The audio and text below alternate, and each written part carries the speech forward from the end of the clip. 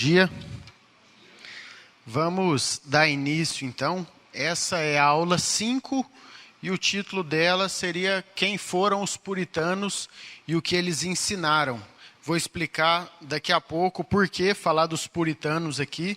A gente não está fugindo do tema de confissões, mas é que tem tudo a ver uma coisa com a outra.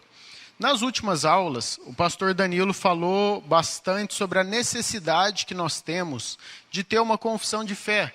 A importância que isso tem para estabelecer os limites da igreja. O que a igreja crê, o que a igreja não crê a respeito de Deus e a respeito da Bíblia. Então ele martelou bastante nesse ponto da necessidade, da importância de uma confissão de fé. O que serão 3 aulas, as próximas que eu vou dar, essa e mais 2. E o que a gente está programado aqui para estudar é o seguinte. Essas 3, as grandes confissões puritanas. Todas essas confissões de fé, inclusive essas que o pastor Danilo apresentou, elas foram escritas por um povo, por um grupo de cristãos do século 17, o ano de 1600 para frente ali, a quem nós chamamos de puritanos. Então, tem a confissão principal, que é a confissão de fé de Westminster, essa aqui que vocês veem primeiro. A segunda, a confissão de fé de Savoy, que é essa em segundo lugar aqui. E a confissão de fé batista, que é essa que nós apresentamos. Essa em terceiro lugar aqui. Pela ordem aqui, essa primeira confissão de Westminster, ela é adotada pela igreja presbiteriana, em regra. Essa segunda, pelas igrejas congregacionais. É um tipo de igreja que no Brasil não é muito forte. Ela é um pouco mais proeminente no norte do país, no nordeste, mas nos Estados Unidos foi uma igreja muito grande. Jonathan Edwards foi um congregacional, Martin Lloyd Jones foi um congregacional também. E a terceira confissão de fé é a Batista de 1689, o ano dela, que é adotada pelos batistas, desde esse ano até um pouquinho antes aí. Então, o propósito seria falar dessas 3 coisas. E por que é importante, irmãos, falar sobre isso? Nós estamos num momento hoje, isso tem melhorado de uns anos para cá, mas em que os evangélicos, em geral, eles desprezam a história da igreja, a história do cristianismo. Eles não consideram história algo importante para se aprofundar, algo importante para ser aprendido. As pessoas tendem a pensar muito no dia de hoje, na igreja hoje. É igual aquela história daquela menina que perguntaram para ela, você conhece a história do cristianismo? Você conhece a história da igreja? Ela falou, conheço, claro conheço. Começou mais ou menos uns 8 anos atrás, quando meu pastor reuniu um grupo aqui, e aí começou a igreja. E isso é triste, mas isso muitas vezes é o máximo que as pessoas conhecem a respeito de história do cristianismo, da história da igreja cristã. E muitas vezes isso é uma atitude orgulhosa nossa, porque nós pensamos que o cristianismo começou com a gente, que o cristianismo começou com a nossa igreja, começou quando nós começamos a frequentar um local, e aí a gente tende a desprezar tudo aquilo que Deus fez na história do mundo. Tudo aquilo que Deus ele veio acrescentando ano a ano, século após século. A gente tende a desprezar os nossos antepassados, pessoas que creram primeiro do que nós, pessoas que acreditaram em coisas robustas, em coisas puras antes de nós e que nos deixaram uma tradição. Então, por isso é a importância de estudar a história da igreja.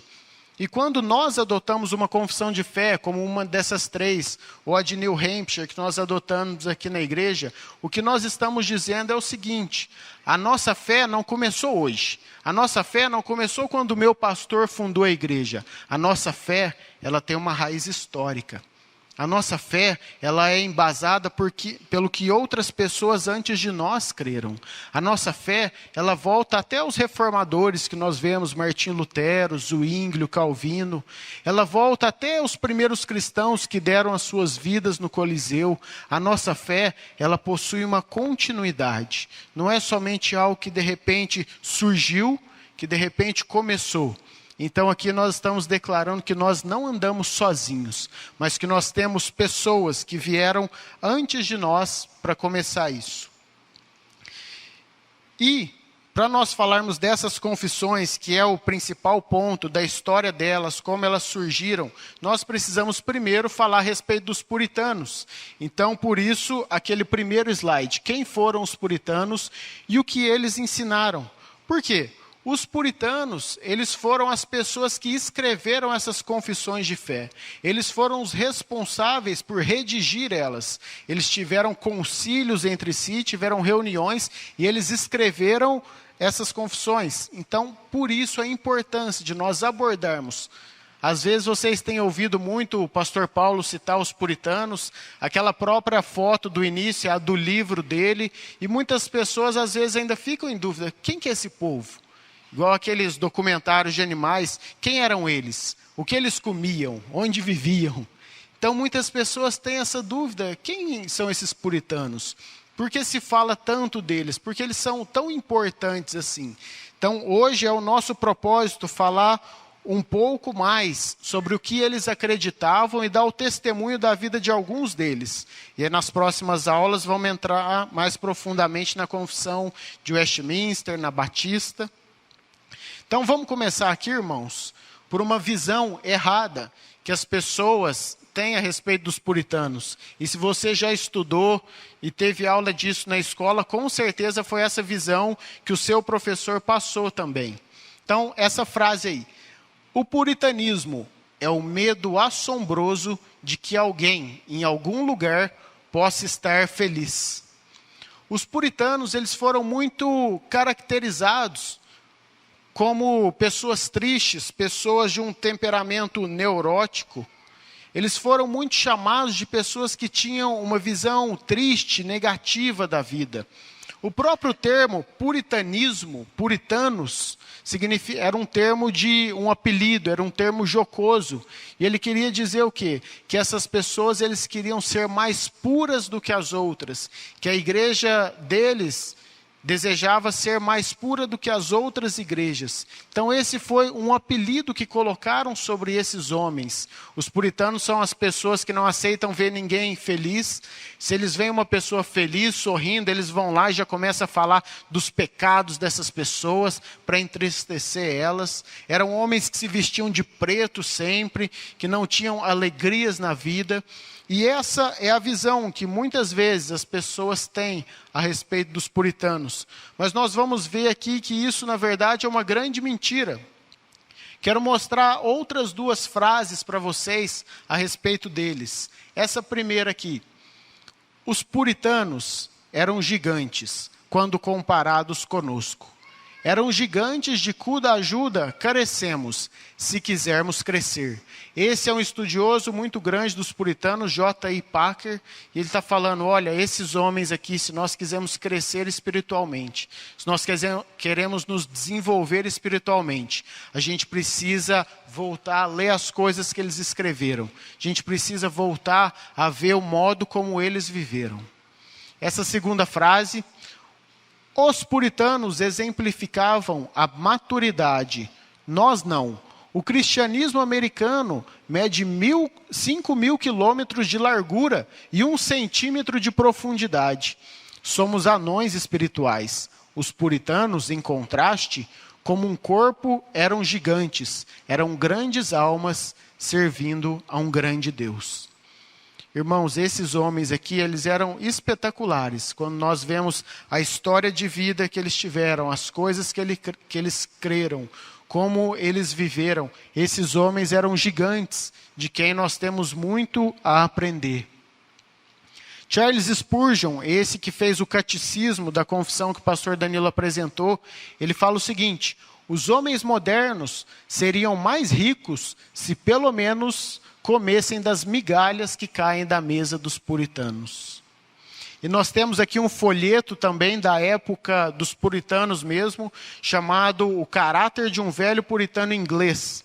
E fala assim, toda a sua vida ele a tinha como uma guerra, onde Cristo era o seu capitão, suas armas, orações e lágrimas. A cruz, o seu estandarte, e seu lema, o que sofre, conquista. Então, é justamente sobre esses homens que nós vamos falar.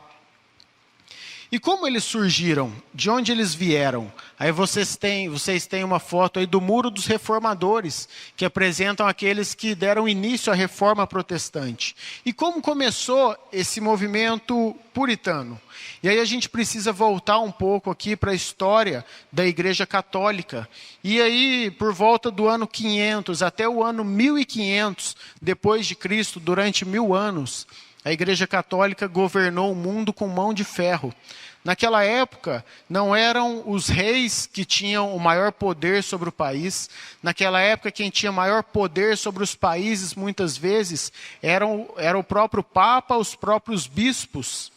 Então, essa foi uma época marcada justamente por um poder de domínio da Igreja Católica. E eles, muitas vezes, faziam o quê? Os papas. Eles não permitiam que a Bíblia fosse traduzida para o idioma do povo. Eles não permitiam que a Bíblia chegasse ao conhecimento do povo comum. Muitos padres mesmos, eles não chegavam a conseguir ler a Bíblia inteira.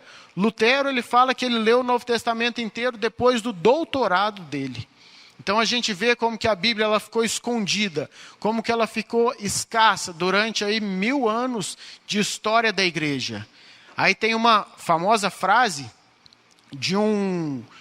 que um dos padres católicos diziam, que ele dizia assim: quando a moeda tilinta no cofre, uma alma sai do purgatório. Ele estava falando o quê? Isso eles usavam para as indulgências. Eles diziam, pode ser que um parente seu morreu e ele não esteja no céu. Pode ser que um parente seu morreu e ele esteja agora no purgatório. E a alma dele vai passar muito tempo lá. Mas se você fizer uma doação aqui, jogar a moeda no cofre, de repente essa alma ela vai sair do purgatório. Se você doa dinheiro para a Igreja Católica, o Papa tem o poder de conceder o perdão e livrar essa alma. Então, irmãos, é nesse contexto aqui que estava a igreja durante muito tempo. Até que um homem, Martinho Lutero, ele era um padre agostiniano, e ele percebe isso, ele começa a ter contato com as Escrituras, e ele vê que esse não é o modo bíblico. E ele vê as grandes heresias e ensinos errados que estavam na Igreja Católica. E então, ele traduz a Bíblia para o alemão, e ele promove aquilo que nós chamamos de Reforma Protestante. E é interessante porque nesse período, às vezes a gente dá muita ênfase para Lutero, achando que ele foi o único grande reformador. Mas o fato aqui é que a reforma ela começou a estourar e a aparecer em vários países ao mesmo tempo. Lutero, ele fundou a igreja luterana, ele fez a reforma na Alemanha. Nós tivemos também Calvino e Zwinglio, outros 2 reformadores, e eles fizeram a reforma na Suíça, e lá eles deram início a uma igreja que é chamada de Igreja Reformada. Nós também tivemos John Knox. John Knox foi um homem, um reformador da Escócia, e lá ele criou a Igreja Presbiteriana. E aí nós temos um problema, porque nós tivemos uma reforma na Inglaterra também. No país, na Inglaterra, nós tivemos uma reforma, mas não teve um grande reformador lá na Inglaterra. Não teve um homem de Deus que se destacou. A história lá foi o seguinte, tinha um rei chamado Henrique VIII, e esse rei ele era casado, só que ele queria se divorciar da sua esposa e queria casar com outra mulher. O que ele fez? Ele pediu autorização para o Papa, para ele poder se divorciar e casar de novo. O Papa considerou que aquilo era errado e negou a autorização para ele. Esse rei, então, ele pensou o seguinte, se o Papa não me deixa divorciar e casar de novo, então eu vou fazer uma reforma na Inglaterra. Agora não vai ser mais igreja católica, agora vai ser a igreja anglicana. Foi esse o nome que ele deu para a igreja dele. Só que percebam que Henrique VIII ele não tinha um desejo, como esses outros reformadores, de fazer as coisas diferentes, de fazer o povo se voltar para a Bíblia. Ele somente queria ter autoridade para decidir as coisas no seu país e principalmente ter autoridade para decidir a respeito do próprio divórcio e novo casamento dele. E, gente, esse homem não era um homem bom aqui. Só para vocês terem uma ideia, ele teve 6 esposas. Da primeira, ele divorciou. A segunda, ele mandou decapitar, cortar a cabeça fora. A terceira e a quarta, elas faleceram antes dele. A quinta, ele mandou decapitar também. E a sexta foi a que sobreviveu, foi a que teve mais sorte aí. Então, num contexto desse, os cristãos na Inglaterra, aqueles que queriam uma reforma, eles ficaram revoltados. Eles não aceitaram isso. Eles viram que o que estava acontecendo ali não estava certo. E eles queriam fazer o quê? Levar a reforma adiante. Nós queremos trazer o que Lutero trouxe na Alemanha aqui para a Inglaterra. Nós queremos trazer o que Calvino e Zwinglio levaram para a Suíça e John Knox para a Escócia, nós queremos trazer aqui para o nosso país também.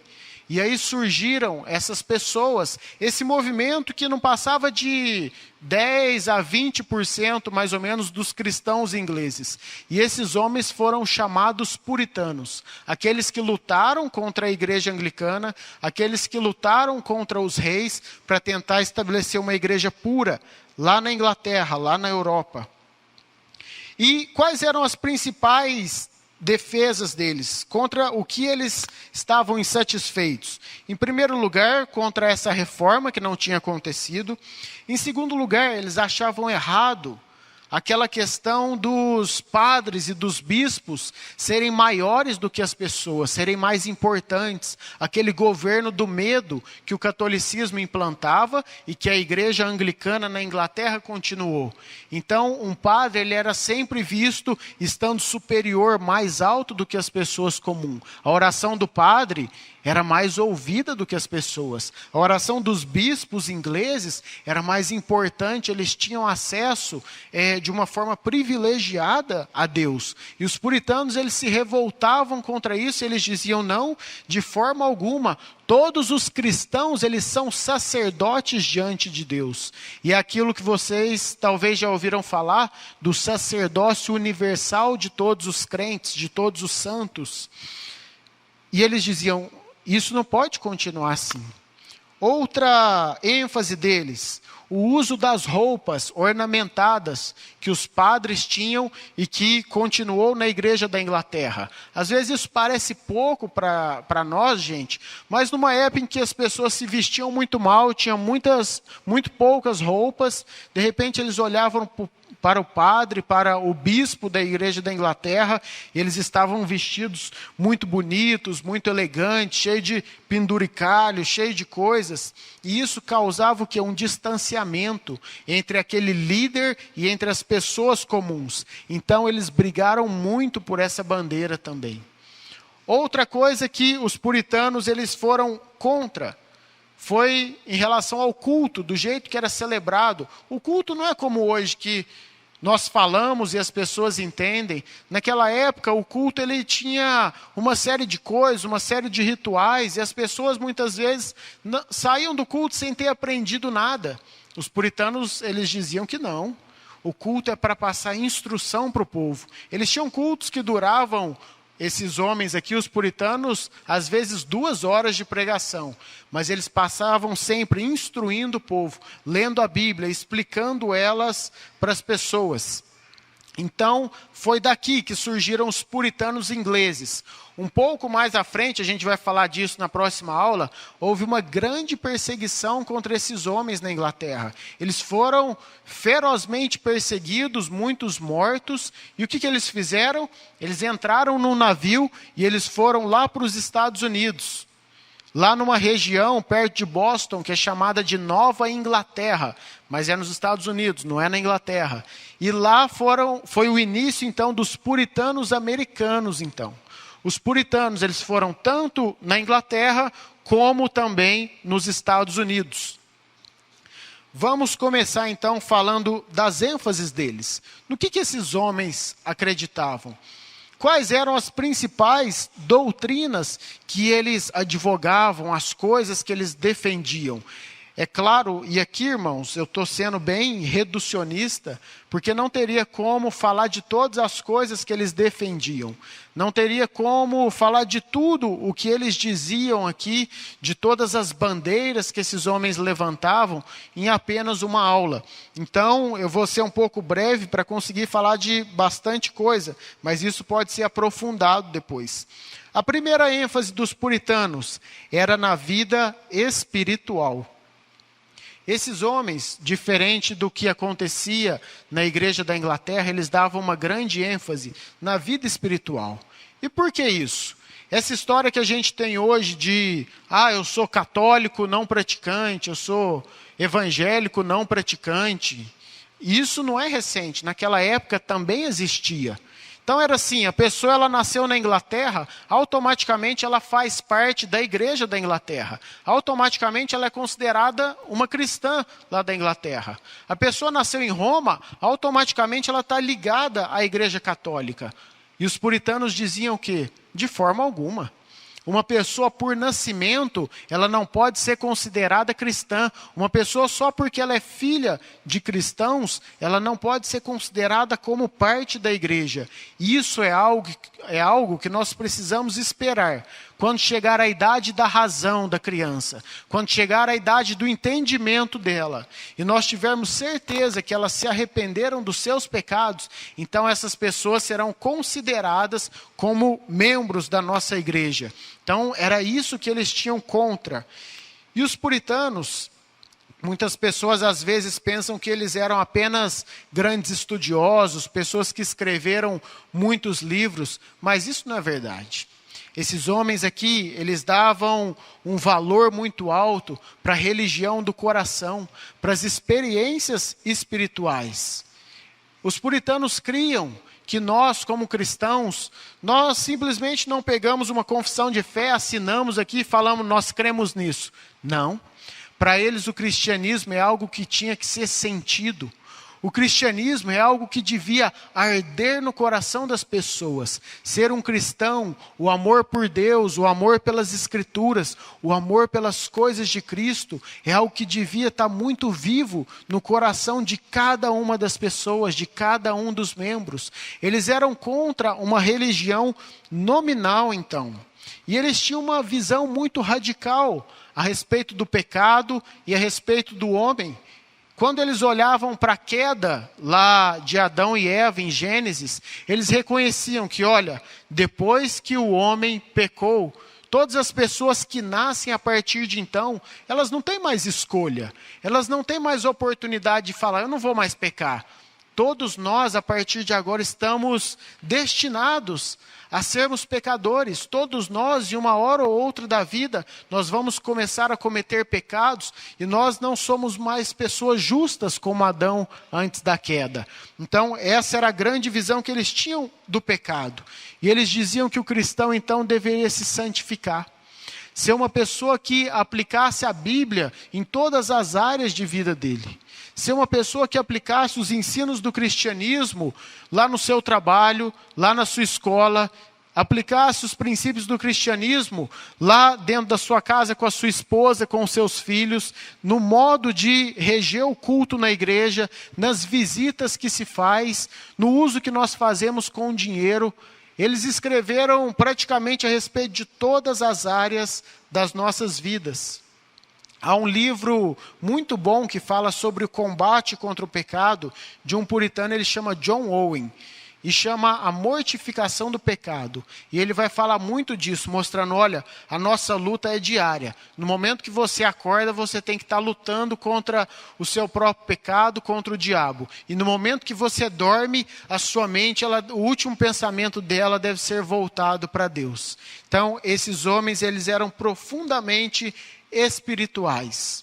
Tinham uma vida de oração exemplar, tinha uma vida de leitura e de estudo das Escrituras muito grande. Só que, ao contrário do que muitas pessoas pensam, esse sentimento que eles diziam que nós devemos ter no coração, não fazia deles como o que nós temos visto hoje em dia, de sinais, maravilhas, os dons espirituais. Os puritanos foram pessoas que eles não deram praticamente ênfase para os dons espirituais. Eles não viam dom de línguas, dom de curas, sinais e maravilhas. Eles não consideravam que que isso fosse para o tempo deles. Eles pensavam que os sinais, as maravilhas, as línguas aconteceram como um dom para aquela época apostólica, e isso implantou a Bíblia para nós. Assim que a Bíblia chegou, agora o nosso guia, aquele que vai nos guiar pelo restante da vida cristã, serão as Escrituras e não sinais místicos, alguma coisa assim. E aí a gente tem que contar o testemunho desse homem aqui, Jonathan Edwards. Jonathan Edwards, ele foi um puritano americano. Então ele não foi da Inglaterra, ele foi um daqueles que estava nos Estados Unidos. Ele viveu aí nasceu em 1703, morreu em 1758. Esse homem aqui, irmãos, como vida espiritual, ele é um exemplo para nós. A biografia diz que Jonathan Edwards, todos os dias, ele passava em torno de 13 horas por dia, tirando aqui o tempo que ele dormia, ele passava 13 horas orando e estudando as Escrituras. Ele era um pastor congregacional. Lembra que nós falamos das 3 igrejas puritanas? Presbiteriana, congregacional e batistas. E aqui é importante, só recapitulando um pouco, esses dias alguém me perguntou qual que era a igreja puritana. Como é que chamava? Igreja puritana, alguma coisa? Não. Os puritanos eram um grupo. Eles não tinham uma igreja específica. Eles estavam divididos em igreja presbiteriana, em igreja congregacional e batista. Então, esse homem, ele era um pastor da igreja congregacional. Ele passava, então, essas 13 horas por dia, orando e estudando. E ele tinha o costume de, muitas vezes, ele sair no cavalo dele pelos campos dos Estados Unidos e passar muito tempo andando de cavalo e orando em cima do seu cavalo. Jonathan Edwards gostava muito da natureza, de botânica, de plantas, e ele ficava passeando pelos campos, orando, pensando a respeito de Deus, pensando a respeito das criações tão belas que Deus havia feito. E ele é muito conhecido por um sermão que ele pregou uma vez. E a partir desse sermão, houve o grande avivamento nos Estados Unidos. Esse sermão, o nome dele é Pecadores nas Mãos de um Deus Irado. E Jonathan Edwards, ele passou, antes da pregação dele, 3 dias no seu quarto, trancado, sem comer, em jejum, apenas orando, estudando a Bíblia e preparando o seu sermão. E quando ele saiu do quarto dele, algumas pessoas dizem que ele já não parecia mais a mesma pessoa. Então ele subiu e ele pregou para a congregação dele. E ali ele fez uma simbologia, ele deu um exemplo muito interessante. Ele falou assim, olha, imagina um homem diante de uma lareira, uma fornalha, algo muito quente. E ele está ali segurando uma aranha pela teia dela, sobre o fogo. E essa aranha está prestes a cair no fogo. A única coisa que separa ela da lareira é a graça desse homem, é a decisão desse homem de soltar ela e ela ser queimada. Da mesma forma, os pecadores que estão aqui nessa noite, eles estão suspensos também sob o fogo do inferno. E a única coisa que separa eles da condenação, da morte instantânea, é que o dedo de Deus, a misericórdia, solte e eles caiam vivos lá. Gente, quando ele pregou esse sermão, as pessoas começaram a segurar nos pilares da igreja e gritar para ele parar de pregar. As pessoas começaram a segurar nos bancos de tanto pavor que eles estavam. E a partir daí, a partir dessa pregação e de várias outras coisas que aconteceram, houve um grande avivamento nos Estados Unidos. Jonathan Edwards, ele é considerado o maior erudito lá dos Estados Unidos até hoje, dentro do cristianismo, e também um dos maiores filósofos da nação americana. Então foi um homem fantástico. A segunda ênfase, a primeira é sobre a vida espiritual. A segunda ênfase dos puritanos era sobre a segurança da salvação. Esses homens aqui, eles martelavam muito nisso. E eles diziam, se uma pessoa é cristã, ela precisa estar certa de que ela é salva. Ela precisa estar certa de que ao passar dessa vida para outra, de que ao morrer, ao vir ao túmulo, de que ela vai estar no céu. Uma pessoa que é cristã, ela deve lutar, ela deve batalhar, para que ela tenha certeza da sua salvação. A convicção de que Deus deu àquela pessoa um presente, e que Deus não vai tomar esse presente de volta. Porque Deus é um Pai bondoso, então Ele não vai tomar esses presentes de volta. E aí muitos de nós podem se perguntar o seguinte: mas e aqueles que são desviados? E aqueles que estão longe de Deus, que ficaram um tempo na igreja e estão agora longe, eles perderam a sua salvação? Os puritanos diriam que não. Essas pessoas, na verdade, elas nunca foram salvas. O que elas tiveram foi uma experiência emocional. O que elas tiveram foi uma experiência religiosa. Algo que por um tempo cativou os olhos delas, mas de repente passou aquele primeiro sentimento, como a parábola de Jesus que joga as sementes e começam a crescer no meio dos espinhos e logo é sufocada. Só que essas pessoas nunca foram salvas. Algo para a gente guardar isso, que os puritanos diriam, é uma frase a respeito da salvação. E prestem atenção nela. Se nós a temos, nunca a perdemos. Se a perdemos, nunca a tivemos. Vou ler de novo, o que está dizendo aqui é o seguinte: se nós a temos, se nós temos a salvação em nós, nós nunca iremos perdê-la. Deus nunca tirará de nós. Mas se nós a perdemos ou aparentemente perdemos, significa que nós nunca fomos salvos. Significa que nós nunca fomos, na verdade, nascidos de novo. Vamos aqui para o terceiro ponto a respeito dos puritanos. O primeiro, a ênfase na vida espiritual. O segundo, a segurança da salvação. E a segurança da salvação porque todos os puritanos eles eram calvinistas. Nós vamos tratar disso nas próximas aulas ainda. Não precisa ter medo desse termo, ele vai ser muito bem esclarecido, mas todos os puritanos, eles eram calvinistas e eles tiravam a sua fonte de estudo da Bíblia através dessa teologia. Eles viviam tão bem e defendiam essas coisas justamente por crerem nisso, por crerem nessa teologia. Terceiro ponto deles, a respeito do dia do Senhor, a guarda do domingo. Isso aqui era algo fortemente defendido pelos puritanos. Eles diziam, olha, é impossível, quando nós olhamos para os 10 mandamentos, está lá, não matarás, não furtarás, não dirás falso testemunho, não farás outros deuses diante de ti, e todos esses mandamentos são válidos para nós hoje, não são? Ou será que depois que Jesus veio, agora pode furtar, agora pode roubar, pode dar falso testemunho? Não podem. E eles diziam, por que então vocês dizem que dos 10 mandamentos nós temos que guardar 9 e nós não temos que guardar um só, que é separar um dia para Deus, que é a guarda do sábado? Eles diziam, não, a guarda de um dia, ele faz parte também dos mandamentos de Deus. Foi algo que Deus proporcionou para nós, para que seja um dia de descanso. E aí eles diziam assim, todos os dias vocês podem trabalhar no serviço de vocês. No domingo é dia de trabalhar para o serviço de Deus. Todos os dias nós podemos ir na feira e comprar coisas boas, mas o domingo é o dia da feira da alma. É o dia em que o homem vai comprar na feira de Deus aquilo para ele se alimentar durante a semana inteira. Então, irmãos, essa era uma grande ênfase dos puritanos.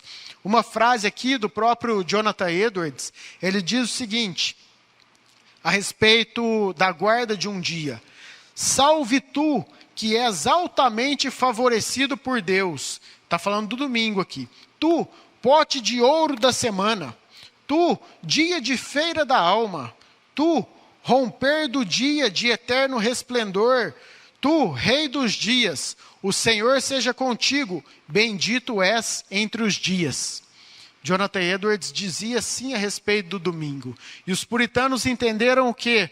Que desde o começo, isso é uma tradição na igreja cristã, que do sábado, a guarda do sábado que os judeus realizavam, os cristãos começaram a guardar no domingo. Então, porque era o dia da ressurreição de Cristo. Nós vamos ver lá em Apocalipse, quando o apóstolo João diz, porque eu no dia do Senhor tive uma visão. Então, esse dia do Senhor é entendido como sendo o domingo. E é por isso que eles não guardavam o sábado, e sim o domingo. Mas a questão de dias aqui, irmãos, é o de menor importância. Tem pessoas aqui que são médicos, enfermeiros. Como que vai fazer? Você trabalhar no domingo, você vai deixar a pessoa esperando até segunda-feira? Melhor, no sábado, você vai deixar ela esperando? Então, o princípio é guardar um dia entre 7. E nós seguimos a tradição cristã de adotar o domingo, que é o dia principal de culto na igreja. Outro testemunho aqui de um homem, esse é bem conhecido, John Bunyan, viveu 60 anos, de 1628 a 1888. John Bunyan, ele era um homem da igreja batista. Então, ele não era congregacional nem presbiteriano, ele era um puritano inglês da Inglaterra, mas da igreja batista. Da mesma igreja que Charles Spurgeon também. Spurgeon era um batista. John Bunyan, ele foi uma pessoa pobre, ele era um funileiro de profissão. Então, ele não era um pastor ordenado da igreja, ele não teve condições, por causa da sua pobreza, de estudar em grandes universidades, de ter bastante livros à sua disposição. John Bunyan foi um homem mais pobre e letrado, só que, apesar disso, esse homem aqui, ele foi um dos que marcaram muito os puritanos. Ele que escreveu aquele livro O Peregrino, que é tão conhecido hoje.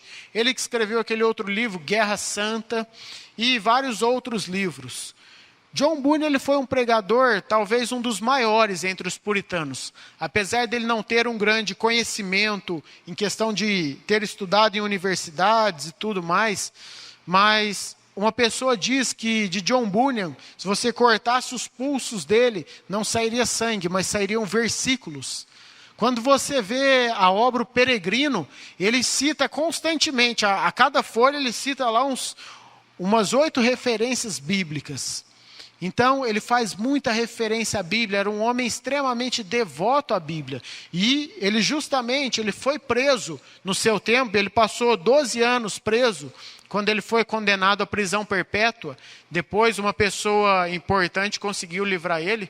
Mas durante esse tempo que ele escreveu na cadeia O Peregrino, e muitas ali dos seus estudos na Bíblia foram feitos lá durante esse tempo em que ele estava encarcerado.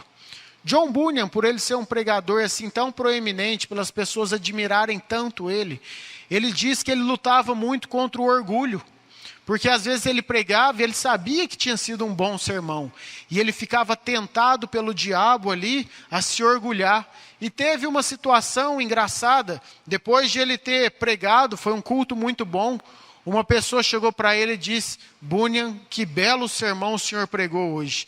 Ele virou para a pessoa e falou assim: não precisa me dizer isso, o diabo já cochichou a mesma coisa no meu ouvido antes de sair do púlpito. Então, irmãos, aqui a gente vê como esses homens lidavam com o pecado. Como esses homens lidavam com o orgulho, principalmente. Ele sabia que tinha sido um bom sermão. E ele já se sentia tentado ali a se tornar orgulhoso. Então, foi essa a resposta que ele deu. Um outro ponto interessante aqui dos puritanos, e esse aqui foi algo que mudou a história do Ocidente, sobre casamento e família. Casamento e família.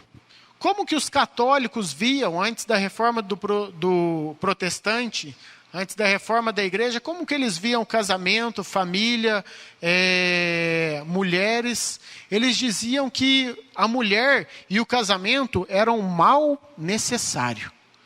Isso é o que os católicos diziam. Eles falavam: olha, precisa casar para a perpetuação da espécie, mas só por isso, porque você ser casado é algo ruim, não é algo bom.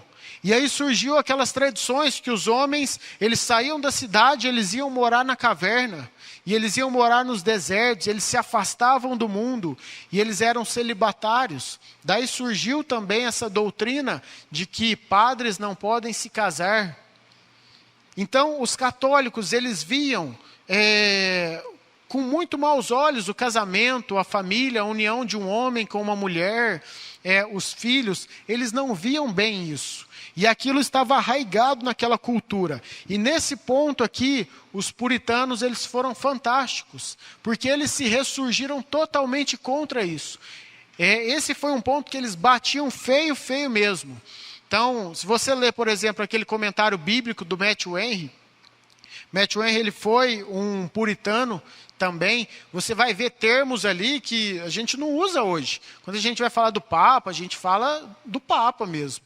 Lá no comentário dele, eles diziam assim, porque aquele anticristo denominado Papa e aquela igreja, que na verdade é a Babilônia, eles diziam com esses termos, porque era uma época que eles estavam extremamente revoltados. Quando eles tiveram contato com a Bíblia, eles viram, olha só, o plano de Deus para a constituição da família, para o casamento.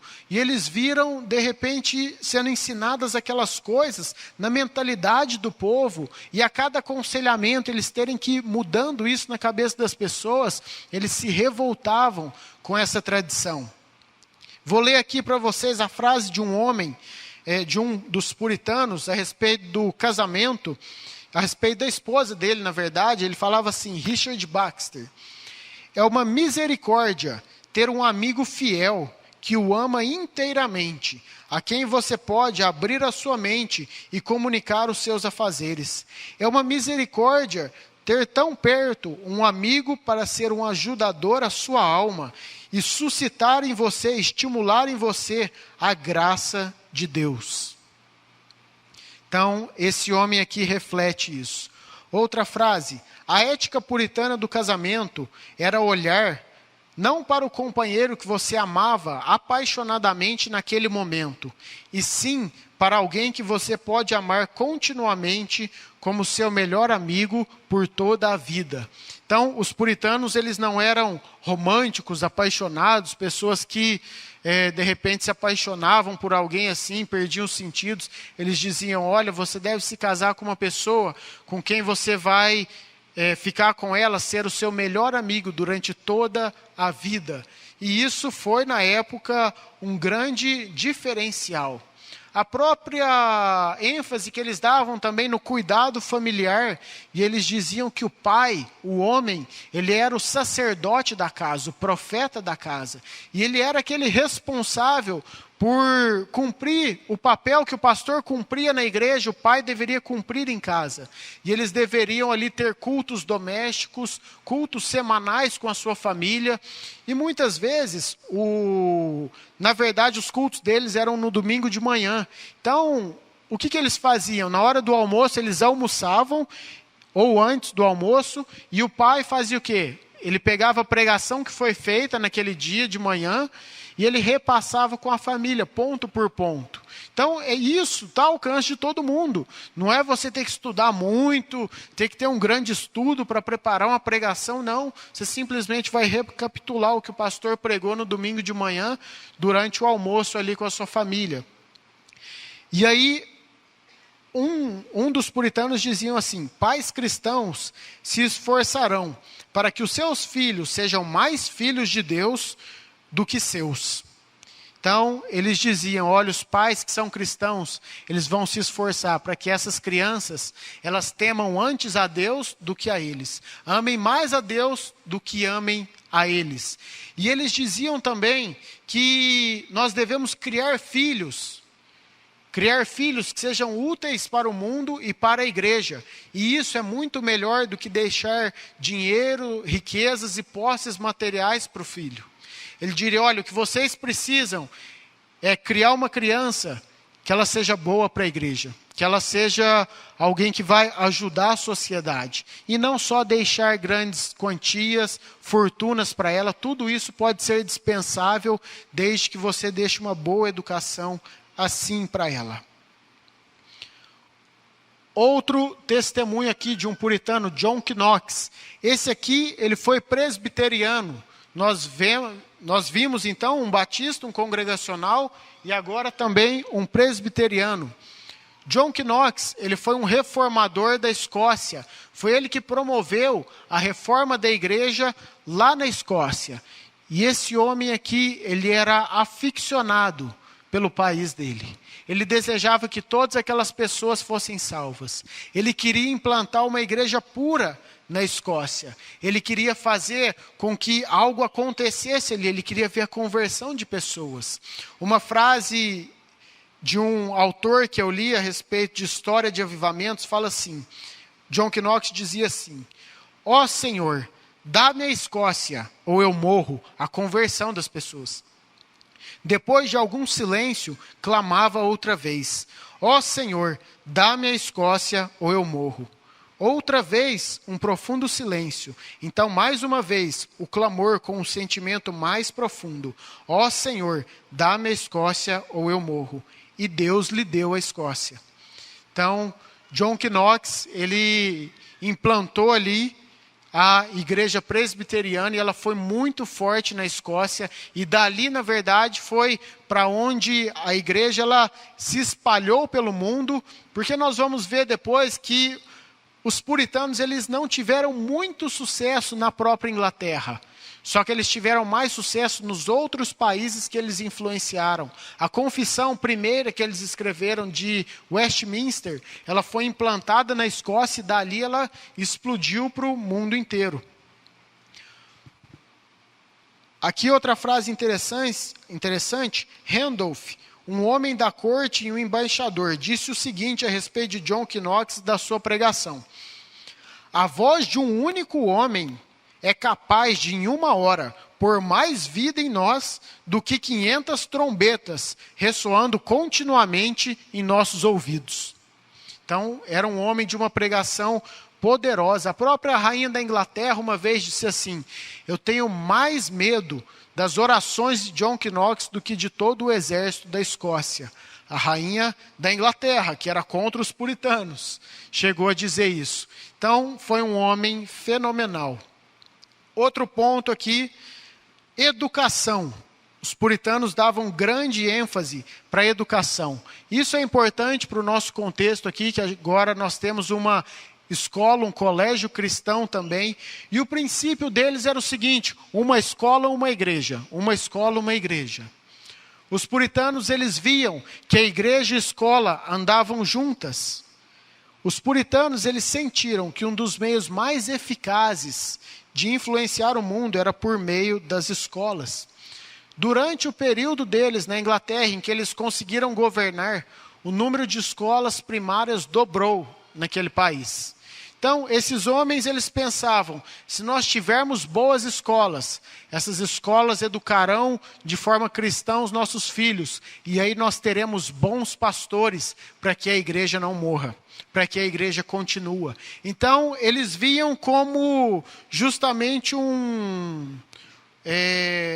uma aliança entre a escola e a igreja. Os pais cristãos vão educar bem os filhos na escola e esses filhos se tornarão novos pastores, novos presbíteros, novos membros da igreja que continuarão a obra de Deus. Era uma grande ênfase deles.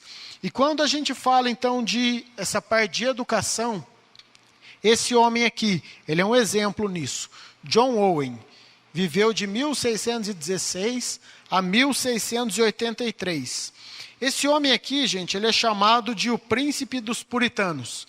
Ele foi um intelectual de primeira classe. Para vocês terem ideia, ele entrou em Oxford com 12 anos de idade.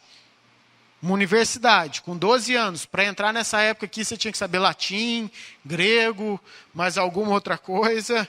Ele ficou lá durante 10 anos, até os 22. Quando ele saiu doutorado. Então, com 22 anos, a idade que muitos estão aí entrando na faculdade, no meio dela, esse homem já estava saindo doutor. Ele era chamado príncipe dos puritanos, um homem, a biografia dele fala algo interessante, que muitas vezes, de tão dedicado que ele era ao estudo, ele se permitia dormir apenas 4 horas por noite.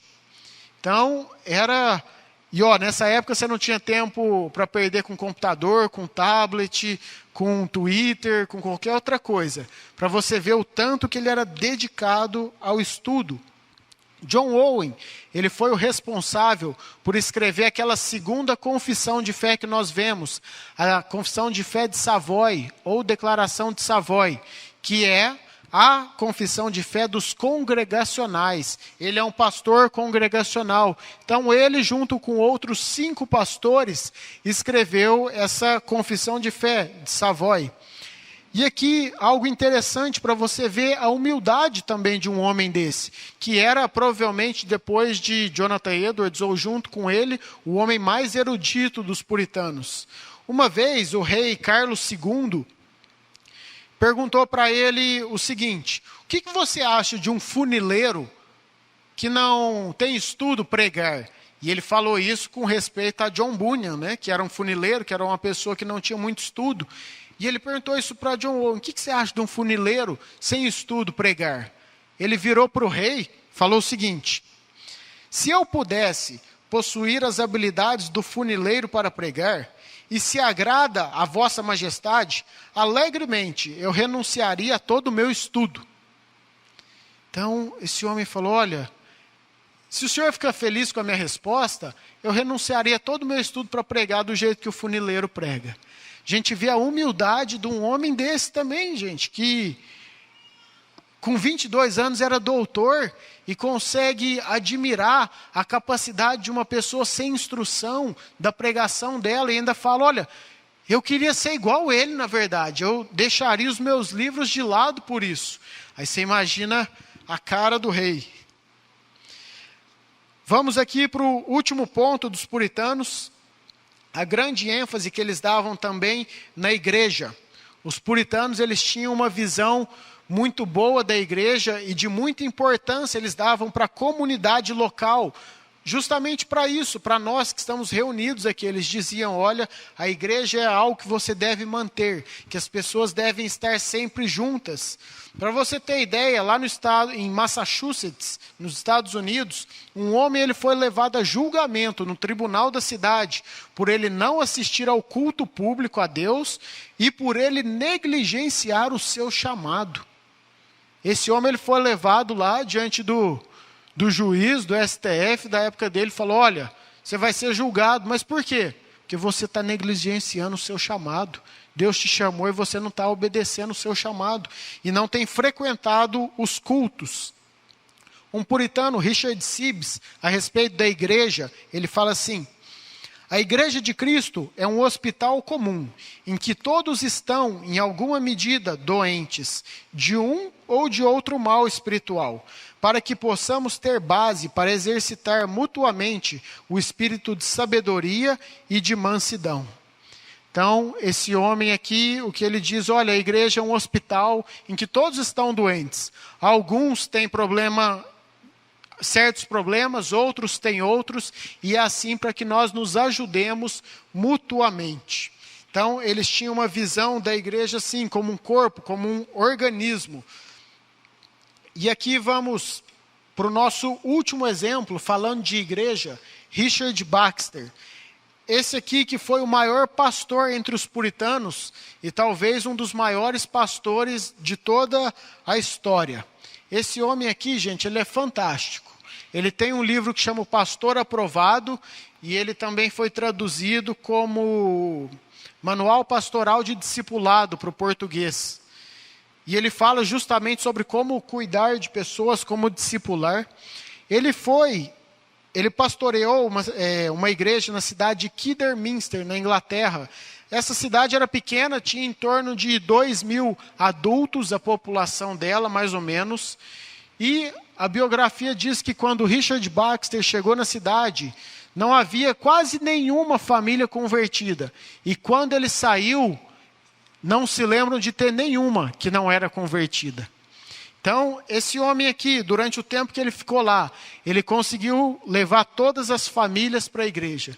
Ele conseguiu fazer com que a igreja crescesse e com que todas as famílias fossem pastoreadas também. Ele tinha o costume de visitar todas as famílias da igreja dele periodicamente. Ele não vinha e só pregava.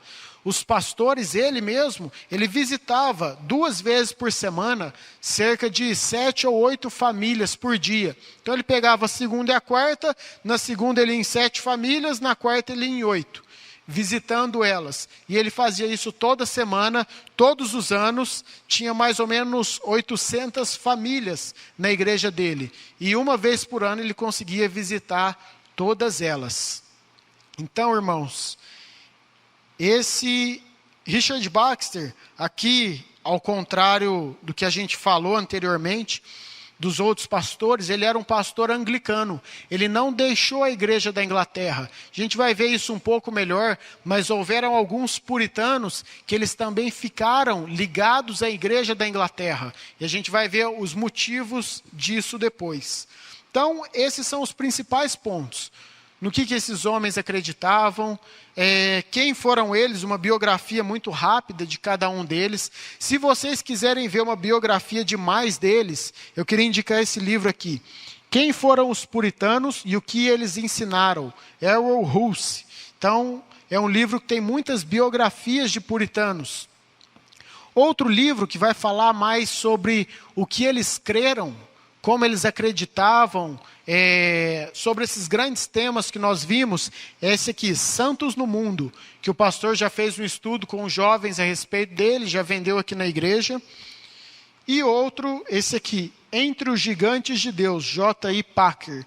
Então, esses 3 livros aqui vão tratar do que os puritanos criam e quem eram eles, os testemunhos desses homens. E que isso, gente, sirva para nós nessas aulas sobre confissão de fé, para nós vermos o nosso passado, para nós vermos que nós temos um sobrenome, que nós não nascemos hoje. Que isso sirva para nós de motivação, para ver como esses homens que escreveram essas confissões que nós estamos adotando na igreja hoje, como eles criam, o modo como eles viviam, a importância disso, que isso nos estimule então a aprofundar esses estudos e a ver com bons olhos o fato de ter uma confissão de fé.